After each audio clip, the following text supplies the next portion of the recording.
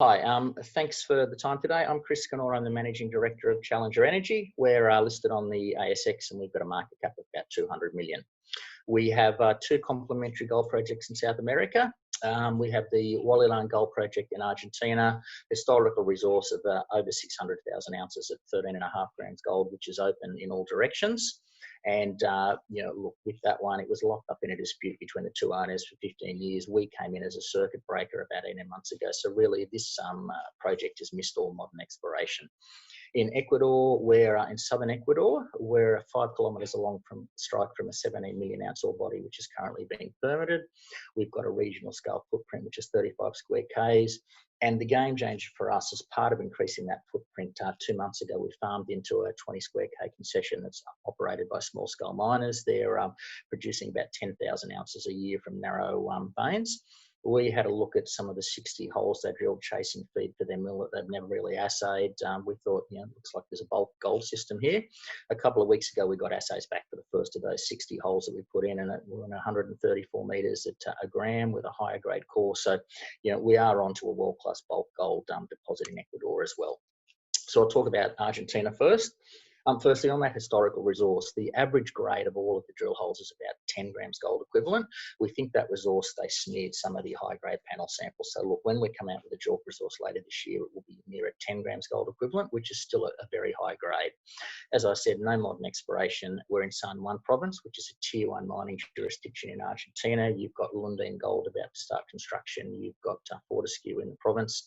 We sit on granted mining leases. We're redoing the metallurgy now. The previous metallurgy is 20 years old. It's fairly simple. You get 80% of the gold and silver out into a high-grade gold and silver concentrate, and as in concentrate stream. Sort of one comment there, looking at the petrography we had done, is I don't think they used to find enough grind. It's about 30 micron gold, so hopefully we'll do a lot better than that 80%. And great infrastructure. We sit 200 metres from a sealed highway. We're 1,000 metres elevation. You can work all year round. Permanent water, which will cover our processing needs, 4 k's away. And a regional power grid being built. I mean, having said that, unless we get a very big deposit here, which ends up being more than 200,000 ounces a year, you'd run diesel. The drilling results we've got on the right, that sort of first result, 6 metres at almost 35 grams gold, that probably tells the story of this project.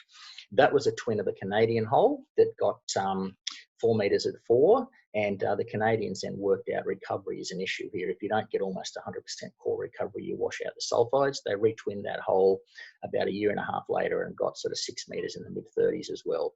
And really what we're doing is we're drilling a long strike underneath old Canadian holes that they thought had closed it off, and we're getting the typical intersections here, 6 metres at 14, 2 metres at 20.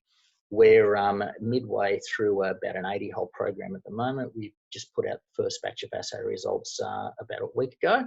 And, again, great results that are pushing this thing along strike and down dip, 8 metres at 17 grams gold, almost 4 metres at 12 grams gold equivalent. And this is what the ore body looks like in 3D. This Magnata vein and Sanchez vein, they're the sort of key controlling structures. So they're big, basin-wide, fairly vertical east-west wrench faults. The mineralisation has come up these faults from below, probably an intrusive source, and you've got these east-west veins, and then where are these sort of east-west faults intersected the dipping limestone beds, it's then replaced out along the limestones with massive sulfide bodies. You can see the historical drilling there. All of the old drilling was clustered under the shafts and adits. You had a junior basically chasing exploration results. We've stepped at 50 metres down dip and along strike in the Magnata vein, 50 metres down dip and along strike at Centerson, 100 metres down dip in the main Manto, and it really is open everywhere. There's one hole drilled in the middle of these two bodies that got a metre at almost 1 gram gold and 2 grams silver. So, what we're finding is these bodies are all joining. This is a very big system. And, in terms of the mineral assemblage, the very southern bit here centres, and that is the higher grade assemblage. So you sort of take what you've got on the north and wrap it over. And this is just the same area in 3D. The key takeaways here are the green are the prospective structures. The red dots are where we've identified mineralisation in the field, and that the yellow blobs there are the historical resource down to 125 metres for 600,000 ounces. So, really there's less than 10% of the footprint here in that 2 kilometre main zone's been drilled.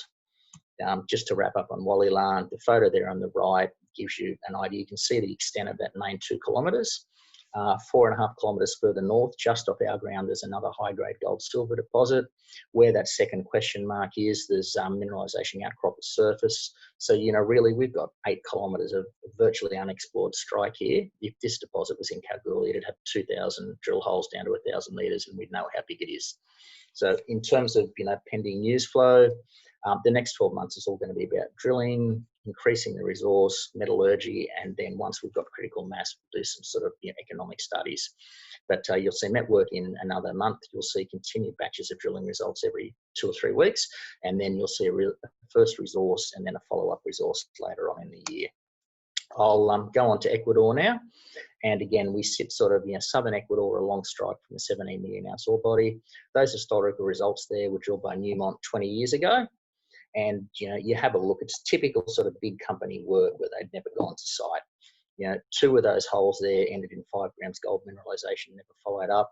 The first 4 holes, 3 of them got, over 100 metres at almost half a gram gold with visible chalcopyrite, copper ore logged all through the hole, never assayed for copper and never followed up. And what we did is we ran a 3D MT survey just to see how deep the porphyry systems are.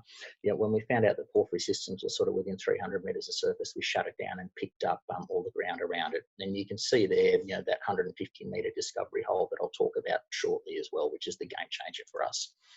First, I'll just touch on our traditional geophysics. You can see there are 3 historical holes that are all over 100 metres at better than 1% copper equivalent. That's a chargeability anomaly there. So that's one IP line we've done, and you can see that 24A, those 3 holes have just tagged the very top of big chargeability. Normally you step down 300 metres and this thing is 3 times as wide, 3 times as intense. That 24A and 24B is a 100 million tonne envelope. And as part of tying in the geophysics, we measured the IP response in the core. Some of the bits of that core go about 2% copper, and it's a straight line relationship. Higher chargeability response, higher grade, as you would expect. You're just simply seeing more sulfides. 24C, that's another anomaly that's never been recognised. Outcrops that doesn't outcrop the surface. When you go and map up at the top there, you can see all of the fractures above that are stained blue and green with copper. That's another 100 million tonne envelope. I'll move on to sort of, the concession we only picked up a couple of months ago. Now, the artisanals, they did some great work. They've done a regional soil geochemistry. You can see that A, B, C, D, and E are traditional sort of, gold and copper and soil anomalies. Where I've got the blue circle that just clips the main part of that undrilled soil anomaly, that's the main adit, where we've mapped about 300 metres of porphyry mineralisation. The top 40 metres that we've panel sampled there go about 1.5 grams, which coincides with the main parts of the geochemical anomaly. The red circle there, that's where that first hole that got 150 metres or 134 metres at 1 gram sits. And I suppose the obvious question is there, why would they drill there? There's no geophysical response. So I'll go in and we'll take a closer look at that. What I'm showing here is the antimony in soil anomaly map, and the reason I'm showing that is this is a funny kind of system. The core is all extremely chopped up. It looks like it's controlled by a regional sort of structural trend. The gold is correlates really highly with antimony, arsenic, bismuth, and tellurium. So we've now obviously scrambled and looked at all of these historical cores on that trend, and what we see is there's a sort of 400 to 500 metre long, 200 metre wide, defined down to 400 or 500 metres an open body of mineralisation. It's a very big system, and really the focus over the next 3 months is getting all of those cores in now for assay. We've sent another 7 in to be assayed in the last 2 weeks, and the aim here is at the end of another 3 or 4 months, perhaps twin a couple of holes, we can come out with a very large bulk gold resource. And in terms of follow-up, you can see down there along that major regional trend, you've got 2 sort of 750 metre long undrilled high antimony with coincident gold and soil anomalies there. And that's clearly structurally controlled. The creeks down there are dead flat. So look, I'd like to say thank you very much for your time. The aim for Challenger is really to use the cash flow we'll have out of Argentina to then fund a large bulk gold operation in Ecuador. I'm more than happy to take one-on-one meetings, or pop through and send me an email, and I'm more than happy to answer any questions. So thank you very much for your time.